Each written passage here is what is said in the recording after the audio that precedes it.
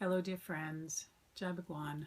My name is Brahmini, for those of you who don't know me, and it is my great pleasure and with much gratitude that I'll be returning to the Rivertown Center in Dobbs Ferry on March 15th, where we will once again inquire into building our inner resources with a focus on cultivating a spring practice on and off the mat.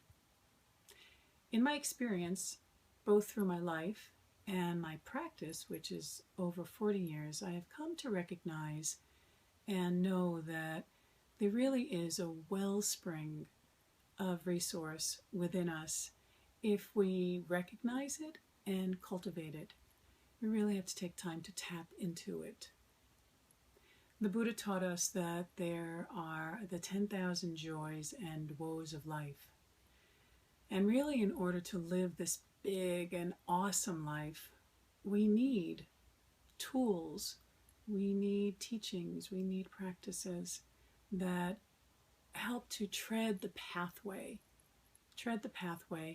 to those inner resources so that when life feels off balance, we know what to do. We can come home. We have a path. I'm certain that you recognize that as nature changes, so do we. And that living in harmony with nature allows us to live our days with more ease and equanimity.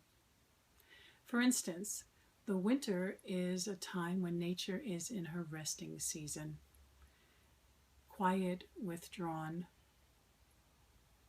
the earth goes deep in its roots. It asks us also to go within. And so during the winter time, and I know those of you feeling back east are really feeling the winter and being in, and inward is our choice. And so wintertime is a great time to be home with friends and family, to make warm soup, and to do the things that really warm us on all the levels of our being. And so when we're together, we are going to look at the specific asanas, meditations, nutrition, Ayurvedic practices that bring us in rhythm with spring and its rhythms. Spring is nature's birthing season. You know those first little sprouts that come up out of the winter ground. I remember them being so exciting actually to see, and we could feel that birthing within us.